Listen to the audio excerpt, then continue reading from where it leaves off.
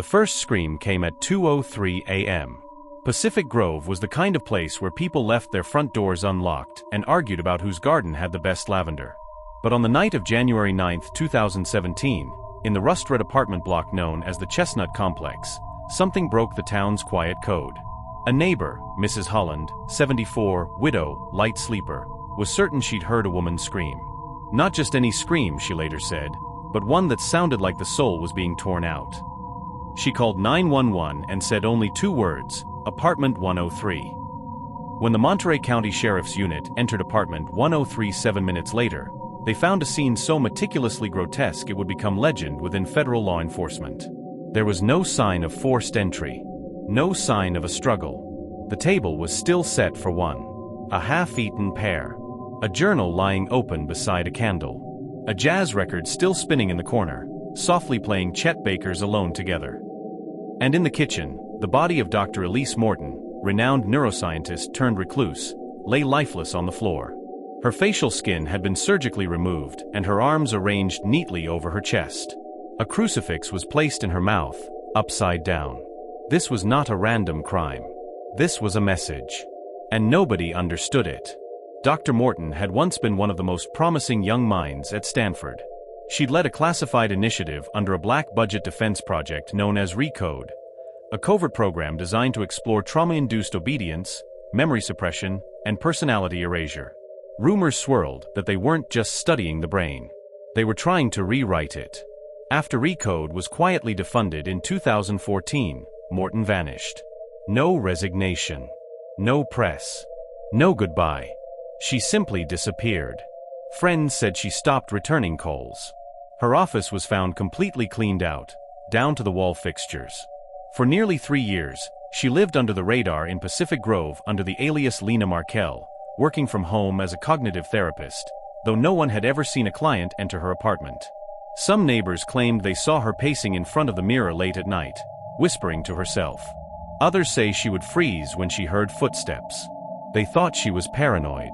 They had no idea how right they were. The crime scene was strange in its neatness. Elise's laptop had been wiped with military-grade encryption. Her fridge was full. There was a half-written letter addressed to "Sick Confidential. If I die, follow the coins." That was it. No fingerprints. No weapon. No DNA. Until Detective Sean Brenner noticed something odd in the bathroom. The mirror was fogged, not from steam, but from a chemical mist.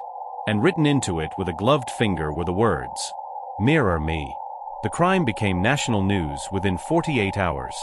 But the truth about the case never made it to CNN. Because 3 days later, the FBI showed up and sealed the entire investigation. Why? Because of what they found hidden under Elise's floorboards. A false panel. A box with a biometric lock. Inside, a coin. Gold-plated. One side marked with a horned figure, grinning. The other, 0.1. And underneath the coin, a small voice recorder.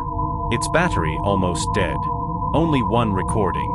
They activated him. He's not just the first. He's the prototype. They called him Zero because he erased himself. But now he's rewriting everyone else. If I'm gone, he's hunting the others. The others? Nobody understood what that meant.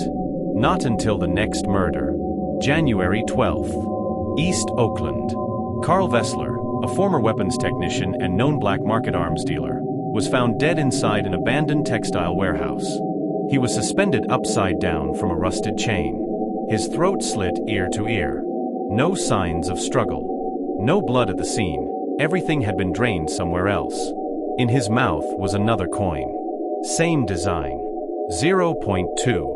It was Elise's voice, once decrypted by FBI forensic techs, that revealed the connection.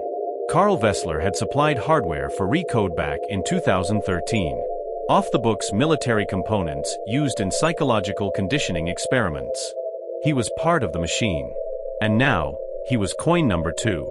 The FBI quietly labeled it the Countdown Murders. And they believed the killer was ticking off targets, one by one, connected to a program that the US government had long buried under black ink and deniability. But then something happened that terrified even them. 2 days after Vessler's body was discovered, FBI agent Natalie Carver, who was leading the digital forensic side of the case, was found in her bathtub, fully clothed, eyes open, no pulse. On her bathroom mirror, again, "Mirror me." But this time, the handwriting was hers. Natalie had suffered a complete psychotic break. Still alive, but catatonic. Her hands were cold, bruised.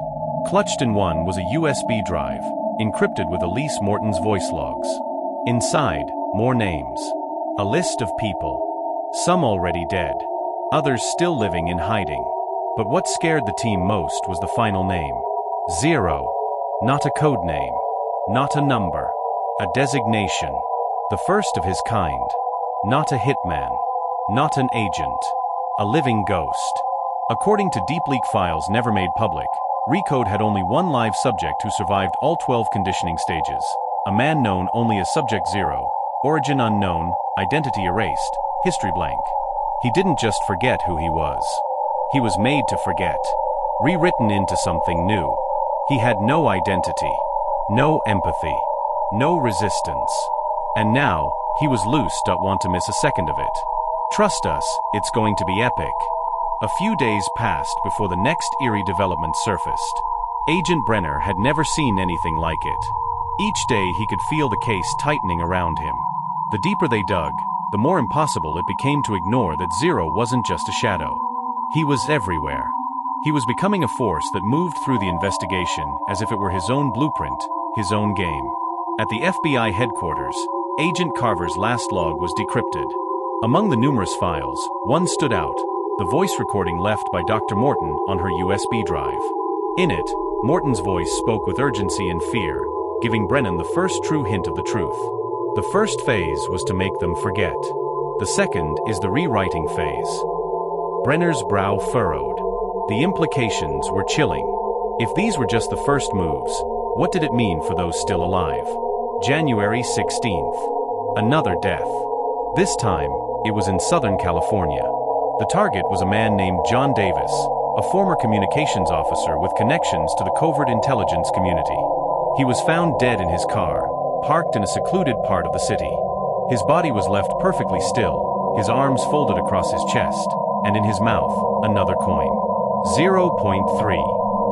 The only difference with this crime scene was the message on the dashboard. It was hastily written in a sharp, jagged script. He remembers. Agent Brenner stared at the words for hours. He understood now. The pattern was unmistakable. Whoever Zero was hunting, they were always connected to the RECODE project.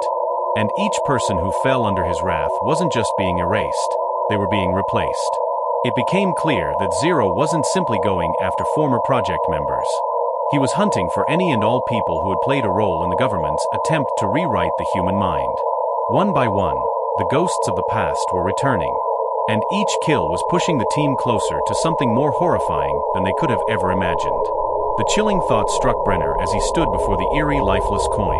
What if Zero was not just erasing people's histories?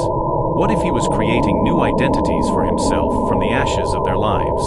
The investigation had moved beyond murder now. It had become a race against time to uncover who Zero really was. As Brenner walked out of the room, the words echoed in his mind. Who is next? The mirror, he knew, was always watching. You won't believe what happens next. Fire Episode 2 of our series is packed with twists, suspense, and moments that will leave you on the edge of your seat. Get ready for a ride you can't afford to miss. Don't let the excitement pass you by. Tune in to Episode 2 and be part of the action. The next chapter is about to unfold, and you won't want to miss a second of it. Trust us, it's going to be epic.